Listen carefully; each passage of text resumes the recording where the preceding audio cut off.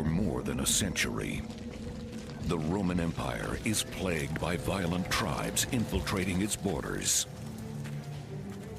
Germanic raiders from the north swarming the Roman frontier, led there by long-haired barbarian chieftains who search for places to settle for a new life. They come to be called the Franks. What they were is confederations of people who formed and unformed and reformed under leaders in particular circumstances for myriad reasons over a long period of time. And now they've banded together with one urgent goal: to grab Roman land. They were ferocious warriors, and they were well remembered for a type of sword they developed. Every man was a warrior. And even by the standards of Roman provincial life, they were apparently more ferocious than most. The Franks seize an opportunity, striking a Roman army weakened by civil war.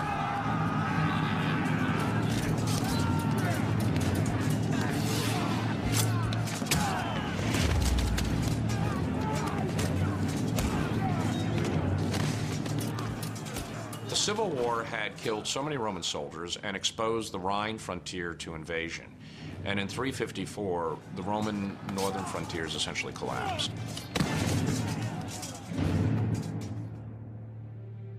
With the collapse of their border defenses in the province of Gaul, the Romans find themselves inundated with a tidal wave of savage invaders from what is now Germany.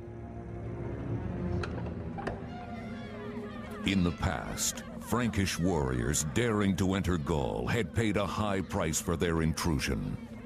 The Emperor Constantine, he threw several of their leaders to the beasts in the arena. The way the Romans executed the most noxious criminals is a way to try to decrease the Franks' enthusiasm for further raids.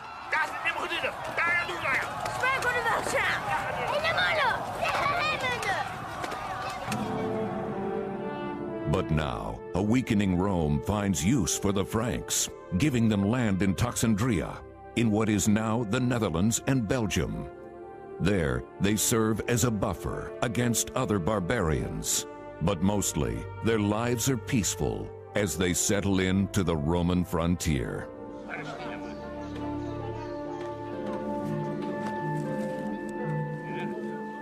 In terms of raiding and pillaging, the Franks were really pastoralists. They raised crops, they raised livestock, and then raided and pillaged whenever the opportunity arose.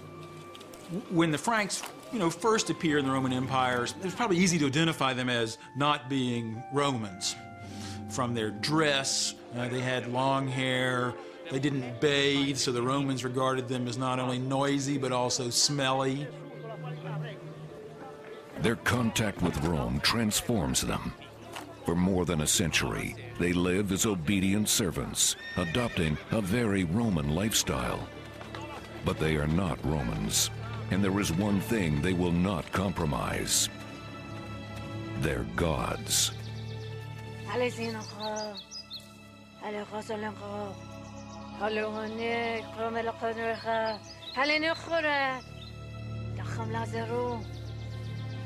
They are following their traditional pagan religion, which seems to have been based on worship of gods from nature. They seem to have had, idols of wild animals, for example, to whom they paid worship. They were devoted to a vision of pagan religious truth.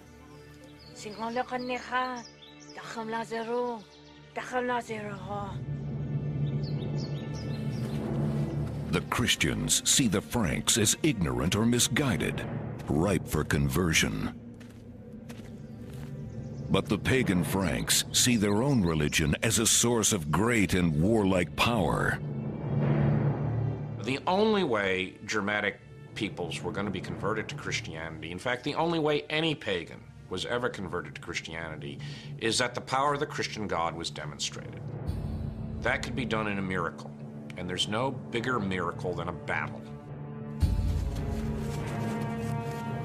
Armed with the power of the pagan gods, the Franks move in when the depleted Roman army pulls back to repel other barbarians. Gaul, once the most prosperous of Roman provinces, comprising what is now France, Belgium, and parts of Italy and Germany, is now vulnerable to the invading Frankish tribes. That doesn't mean that Romans go away or that Roman power is just immediately collapsing, but it was very clear to people like the Franks on the northern border of the empire that they could now begin to move south.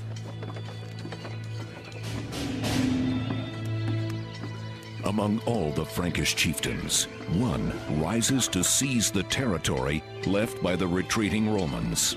His name is Merovich.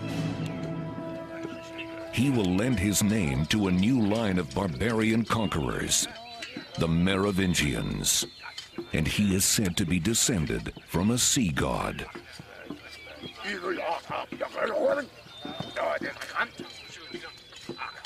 Clearly an effort was being made to grant great legitimacy to these families, to make them in some way special, different from everybody else. Other people can be rich, they can be powerful, they can be tough, they can be influential, but by golly, they don't have a god in their family tree. Merovich will lead his people against the Romans at the city of Tournai.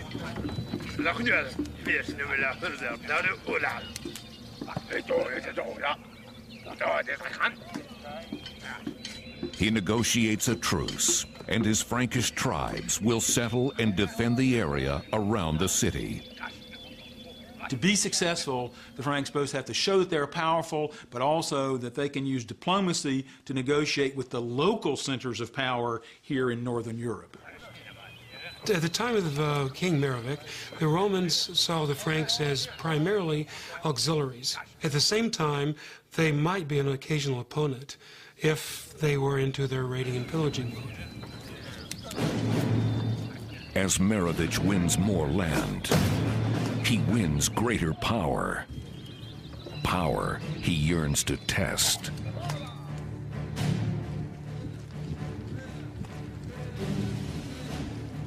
Soon, the Romans give him his chance, enlisting Frankish tribes to join them against the empire's fiercest threat, Attila the Hun.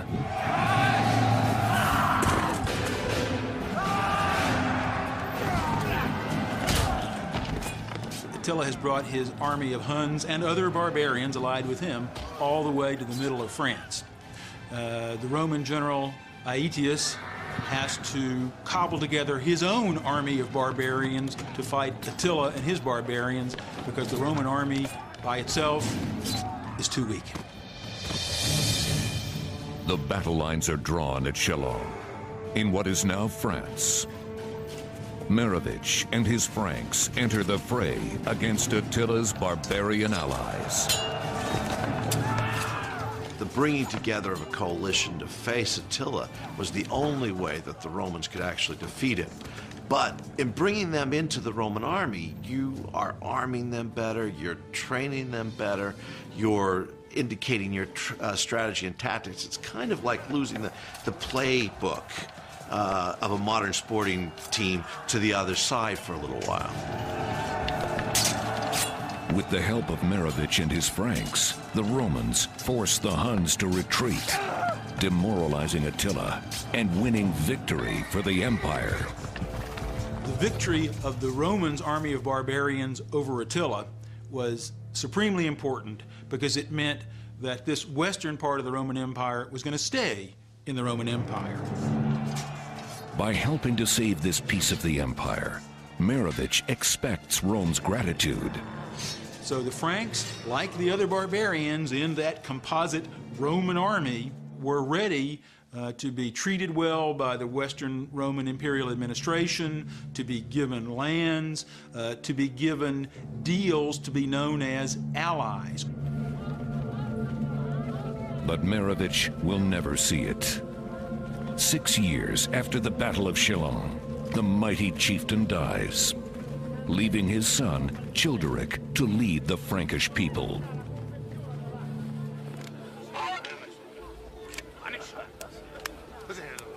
As the years pass, Childeric grows into a skilled chieftain, one that the Empire sees as an ally.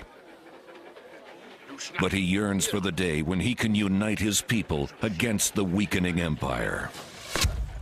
The Franks were long accustomed to service in the Roman army for at least 125 years when Childeric takes over. They appreciated Roman goods, and when they settled in the Roman Empire, these Franks would take over certain areas, especially areas ideal for stock raising.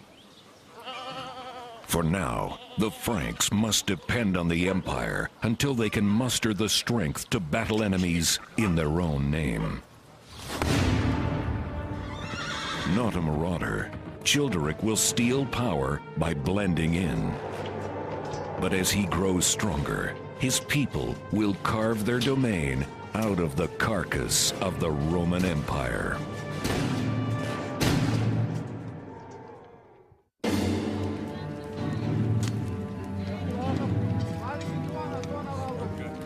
Frankish tribes have settled in and around Gaul, each with their own brutal chieftains. But one leader, Childeric, descended, they say, from a sea god, blazes his path to power by courting the Roman authorities. Roman Gaul becomes the target of barbarian hordes of Visigoths, rallying in the south. The Visigoths have actually combined, they're united. But they're united in one purpose, which is to gain as much territory for themselves as they can. And the ideal territory at this time is Gaul. To preserve Gaul, the Empire needs Childeric's help.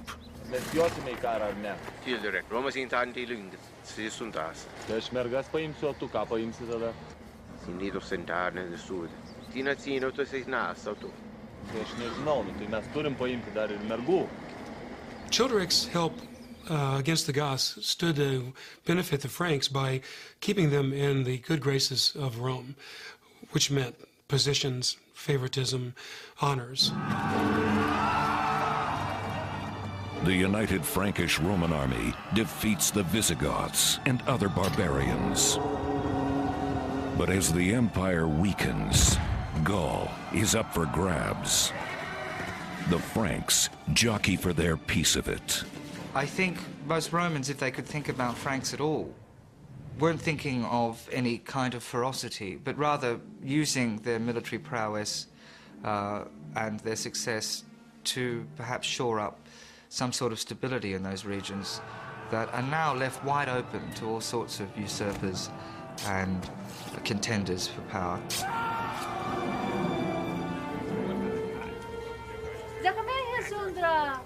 Così incasta Childeric. Among his people, Childeric's skill as a warrior is matched only by his unbridled lust. In his eye, every woman belongs to him, though his people don't agree. Childeric got in trouble with the other Franks because he was seducing too many girls and making them unhappy. 6th century French bishop Gregory of Tours chronicled Childeric's carnal acts. Childeric, whose private life was one of long debauch, began seducing the daughters of his subjects. The people were so enraged they forced him to surrender the throne, plotting an assassination. My guess is that Childeric, trying to form political alliances, was too ambitious and married too many women whom it turns out he couldn't adequately support. Dishonored by his misdeeds, Childeric is forced to leave the lands he fought so hard to keep. Childeric, hoping to return, gave a trusted friend half of a gold coin that he had broken apart, saying, "When it's safe for me to return because you have mended fences for me, send a messenger with that half of the gold coin. I'll match it to my half and I'll know it's a genuine message and it's safe for me to come back." Childeric, un het verden slutten fer. Un es verdes roca. What this tells us is that Frankish kingship at the time had a great deal of support that it needed from the population. It was not a top-heavy kind of kingship. Legend has it that Childeric finds refuge to the east, in Thuringia, in modern-day Germany. 8 years pass. Without Childeric's leadership, the Franks in Gaul fall entirely under Roman rule. Their identity on the verge of being snuffed out. The price of their salvation? Half a gold coin. So then his friend sent the message, the gold coin, to Childeric, letting him know that it was time to come back. So he did return, and it was accepted back as king of the Franks. In the meantime, he had impressed the wife of the king in whose kingdom he was exiled, who followed him and said, "I'm marrying you because you're the most powerful man in the world that I can find." Guter Sache, mein Freund. Du seist nicht. The Franks, like the coin, are reunited.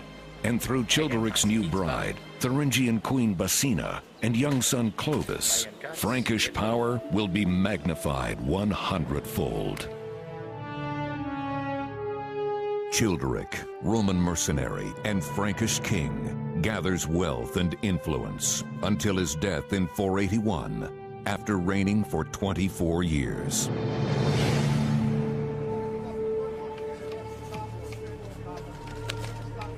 More than a millennium later, an astonishing discovery shows just how much he achieved. In the 17th century, workers digging a foundation unearthed one of the most extraordinary treasures of the late Roman period. Childeric's 1100-year-old grave. Ich habe eins gefunden. Kommt in ins. Was haben Sie gefunden? Ja, denke ich.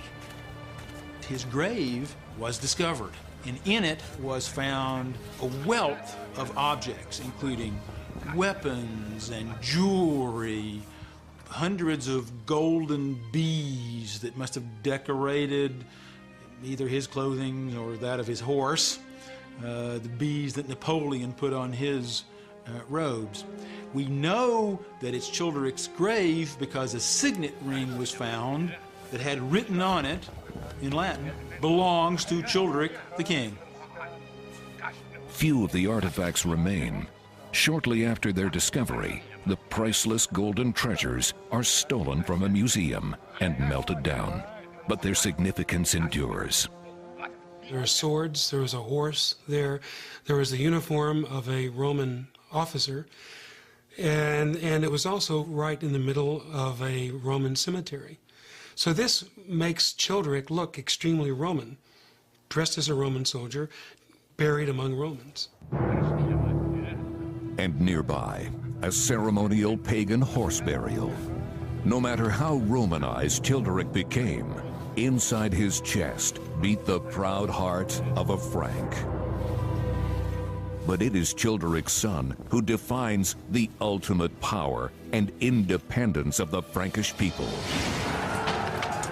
His name is Clovis, and the brutality of a barbarian seethes through his veins, ready to boil over onto an unsuspecting and increasingly weakening Roman Empire.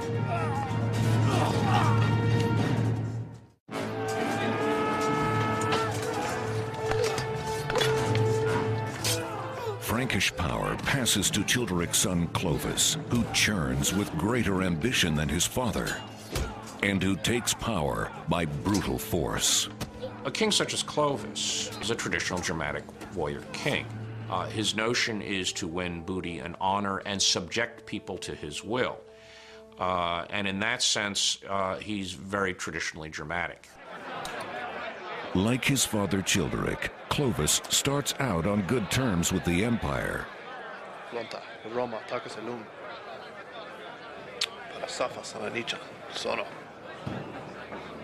But it doesn't take him long to make his move against it. Los! Anese mana plácido. Casa cero. Tasableneo. He brought his war bands with him, as well as war bands from outside. We know that he recruited help from fellow Frankish rulers. Clovis builds military strength under the noses of the Romans. And in 486, at age 20, he strikes.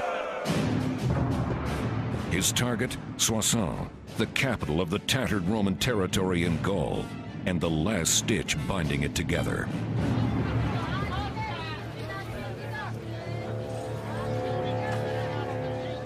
This bustling outpost of Roman rule is the domain of Syagrius, the son of Childeric's former Roman ally.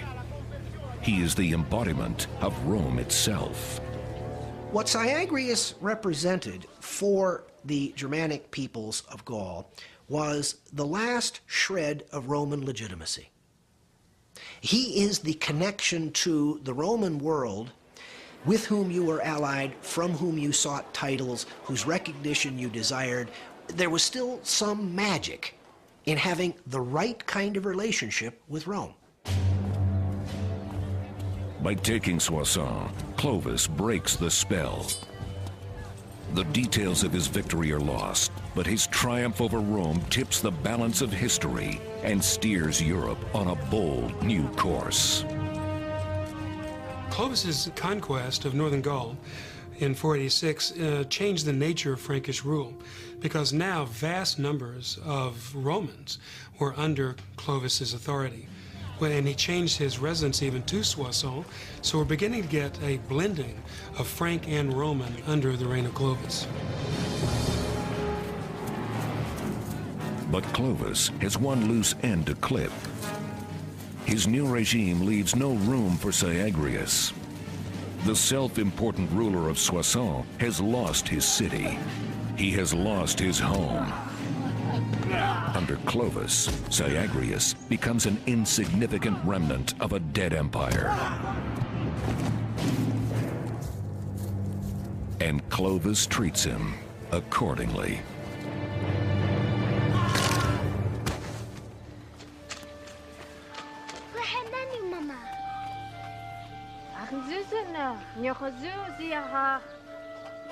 With his conquest, Clovis wins the Franks a home of their own, out from under Roman rule.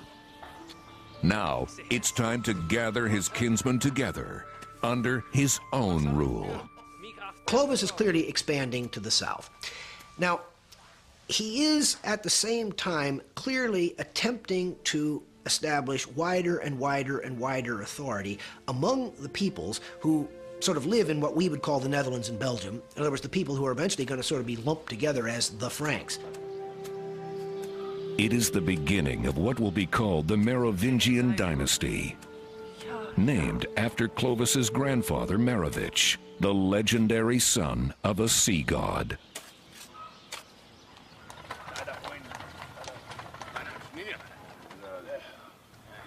As the Frankish soldiers divvy up the spoils of war from the looted cathedrals of Soissons, Clovis extends a courtesy to a Roman bishop.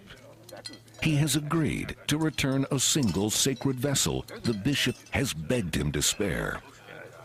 Even though Clovis didn't necessarily respect Christian property during a war, from the very beginning he was willing to negotiate with the leaders of the Christian community. He discovers that one of his men has already claimed the vessel.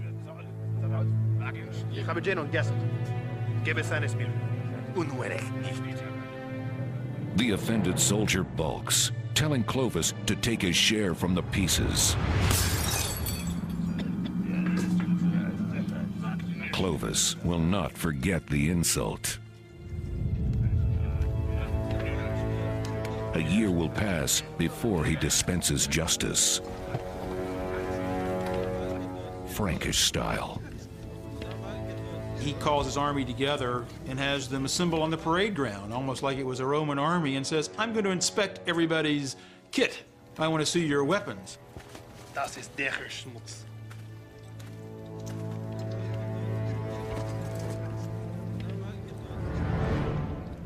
And when he goes down the line and he comes to that soldier who had smashed the bow, he says, your weapons are a disgrace.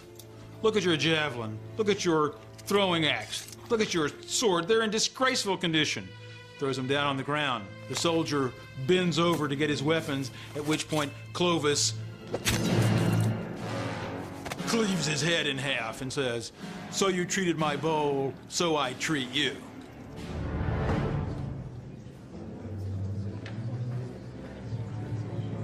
Having demonstrated his authority, Clovis continues expanding his power base beyond Gaul's borders. König Sigurd är under det prästin Segainen. Dansen Vierubariksten.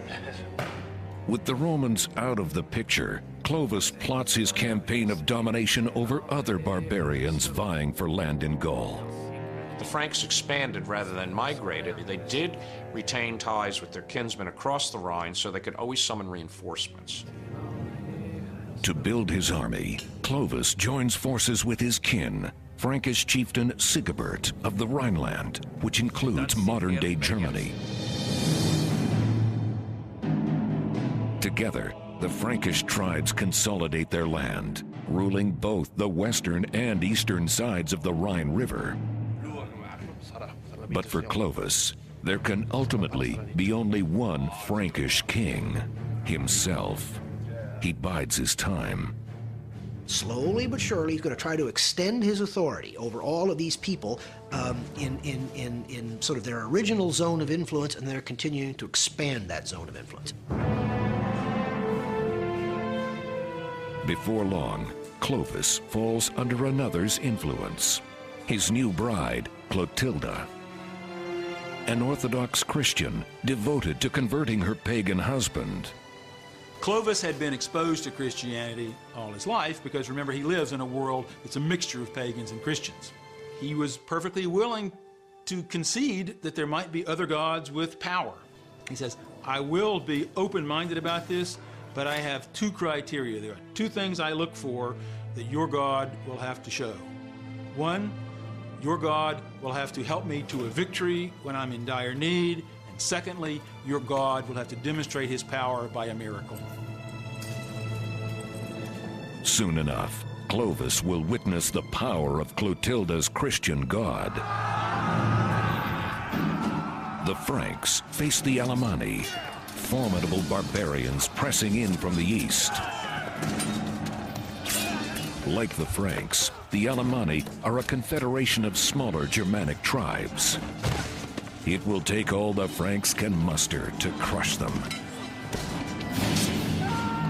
Clovis leads his men from one flank, and Sigebert brings his troops from another. But their efforts are wasted. In the melee, Sigebert is seriously injured. Their pagan gods have turned their backs. Only moments from defeat and death, Clovis makes a decision that will seal the fate of his people, for now and for generations to come.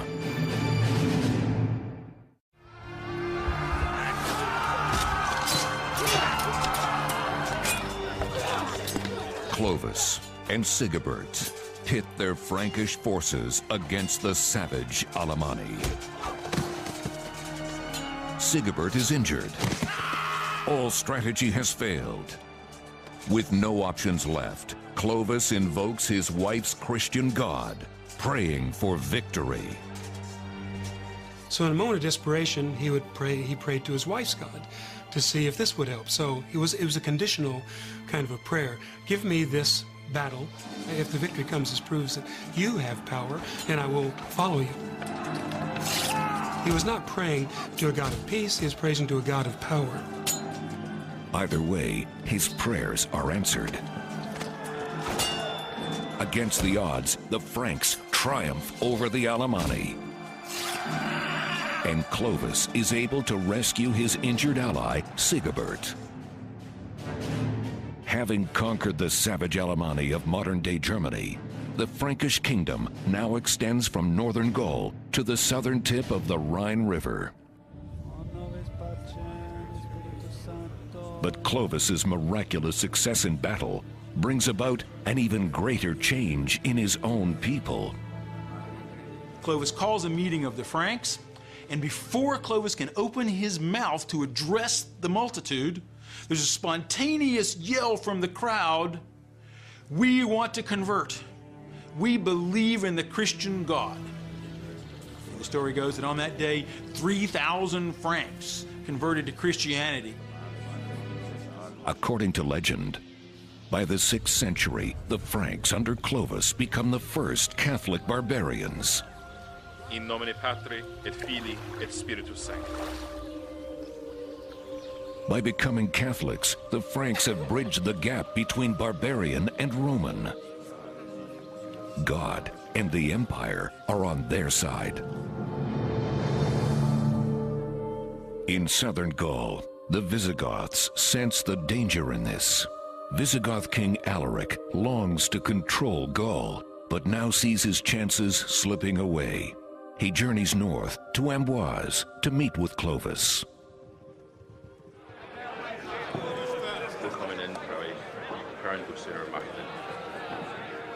Clovis's conversion to Catholic Christianity made the Catholic Christians of southern Gaul look to Clovis as perhaps their redeemer from living under the heretical rule of Alaric II of the Visigoths. To hold his power, Alaric needs to appease his Roman subjects. Clovis, nimm sie beiden die Gunst. Ze mag mir agredo. He invites Clovis to meet with him, to share a pledge of friendship, and to pay tribute. Alaric is making a truce with Clovis because he greatly fears what Clovis might do.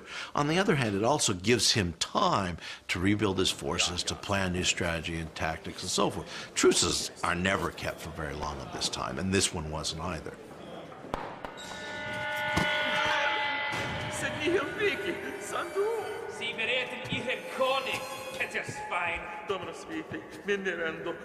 The treaty is broken almost as soon as it is made, when Alaric's men persecute a Catholic clergyman.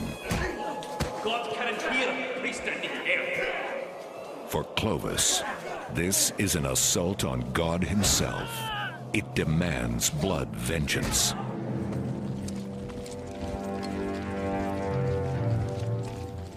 To crush the Visigoths, Clovis again enlists the support of his old ally, Sigebert, as well as Sigebert's son, Cloderic, and other tribal chieftains. There was very Frankish interest to stop the Visigoths in Gaul in general, as they really were a threat to any expansion by any Frankish leaders. The mighty forces converge in a full-scale attack. The combat is bloody and brutal, reports 6th century French bishop Gregory of Tours.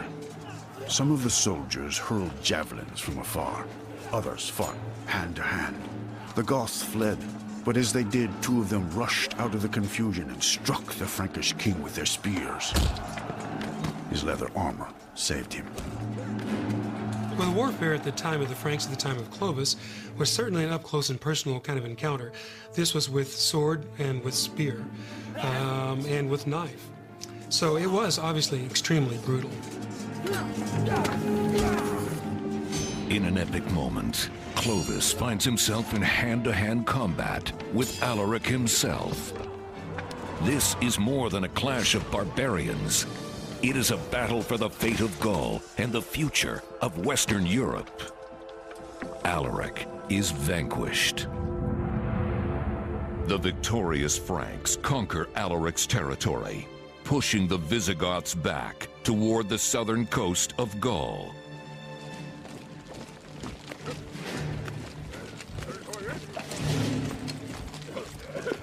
On his triumphant march home, Clovis is met in Tours by emissaries of the Eastern, now Byzantine Emperor Anastasius, who declares him an honorary consul of the empire. By making Clovis a consul in 508, the Romans ensured Clovis as a loyal ally of the empire, but it's also something that gave Clovis tremendous amount of prestige. He immediately dresses himself in purple, parades himself through the town of Tours, so very much portraying himself as a Roman emperor. Clovis and the Franks have beaten back the Visigoths and begun to consolidate the Frankish tribes as a legitimate political power. But the bloodshed is far from over. Before he can completely put aside the label of barbarian, he must order his most barbaric act of all.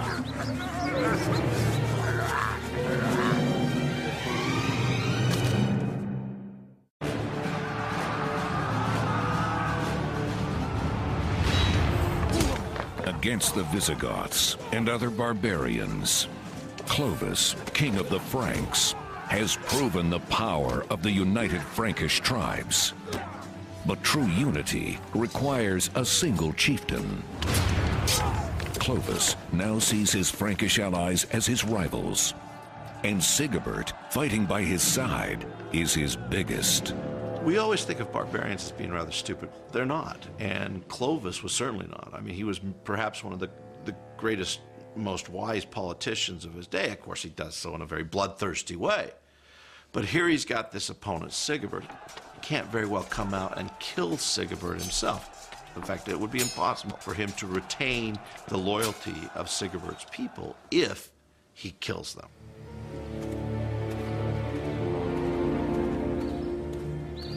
Instead, Clovis schemes to enlist Sigebert's own son, Cloderic, for the bloody task. So Clovis appeals to Sigebert's son, to his greed, to his vanity. He said, "You're an old man. Why don't you take him out," to use the vernacular. All that power, all that riches can be yours. If Cloderic succeeds, Clovis promises to throw his support behind him. And Cloderic, eager to be king, takes the bait. Cloderic enlists 2 assassins, men his father trusts. We are treffen die anderen.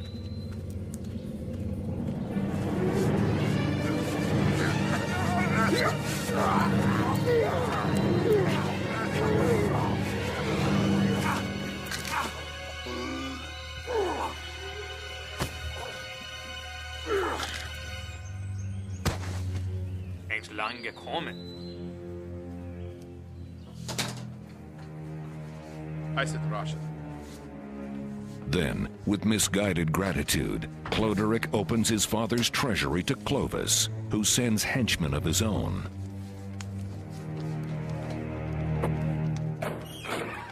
Clovis's men, his agents on the spot, then turned to the treasury of Sigebert in a chest and told Sigebert's son, "How much gold is there in that box anyway?"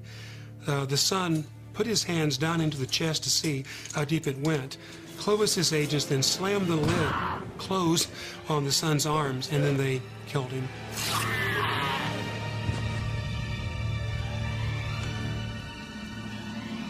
Clovis eliminates his rival while keeping the blood off his own hands. Jūsų vadas mirė. Ir dabar aš rūpinsiuosi jumis. Žinokit, kad jeigu mes būsim visi kartu, mes tikrai laimėsim. Clovis denounces the treachery of Sigebert's son and offers to take the leaderless tribe under his benevolent rule, joining them with his own people.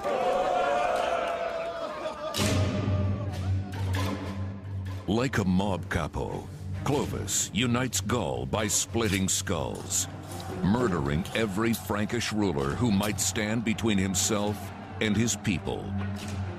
Clovis's intrigues against his sub-kings and his competitors is pretty typical of what goes on in Merovingian history. That is the family of Clovis. Clovis gains his position over the various Frankish tribes by his duplicity, by his bravery.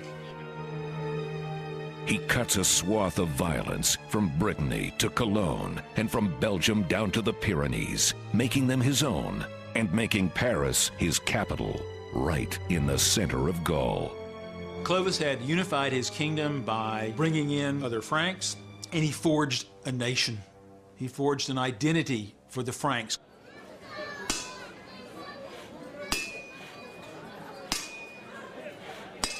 The people of Gaul, now living under Clovis's rule, are allowed to keep their Roman traditions. Only they are no longer Romans. They are the Franks. These conquests of Clovis were really political conquests rather than conquests that dramatically changed the lives of the ordinary population. Their Roman way of life went on more or less unchanged for probably the next generation or two. The Franks win their place in history, first by domination, then by assimilation. They recognize that the way they build their future is by finding some sort of unity among this diversity. And in this, they are the most successful barbarian kingdom. That's what's distinctive about the Franks inventing themselves. But Clovis's own time has come to an end. It has taken him 30 years to unite Gaul under the Franks. And in 511, only 5 years after he defeated the Visigoths, he dies peacefully at the age of 45. He is buried in Paris at the Church of the Holy Apostles, a church that he has built. He faced a really difficult challenge that all kings face, how to pass power on in the future so that the state that you have created won't be torn apart. He faced a really difficult situation. He had 4 sons. Ironically, the man who'd spent his life uniting his domain asks that his hard-won kingdom be split into quarters upon his death and divided among his sons.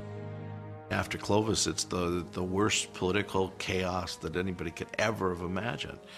It's worse than all of those little Latin American dictators who are overthrown periodically that we always laugh about. I mean, it's civil war and civil war and civil war and civil war between all these brothers who are supposed to democratically have divided the kingdom. Fratricide and conspiracy taint the generations that follow, but Frankish identity stays solid. Cast in the image of Clovis, grandson of Merovich. The land of his people becomes Francia, and later France. Francia becomes increasingly the center of power in Europe that was previously focused upon the Mediterranean as a source of authority in the Romans. With the early Middle Ages, the Franks increasingly over the 7th and 8th centuries become the dominant power in Europe.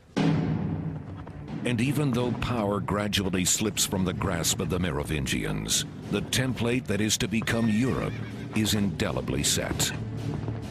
In the 7th century, a new dynasty comes to power, continuing the legacy and leading to the Frankish king Charlemagne. And they essentially create that axis that runs from Rome through France and Germany to London. And that is the axis of Western Europe. Once put by a historian is they took a rib out of the old Roman corpse and made it the backbone of Western civilization. More than barbarians, true pioneers, the Franks gave Europe its form. Long after other marauders have vanished, the legacy of the Franks endures to this day.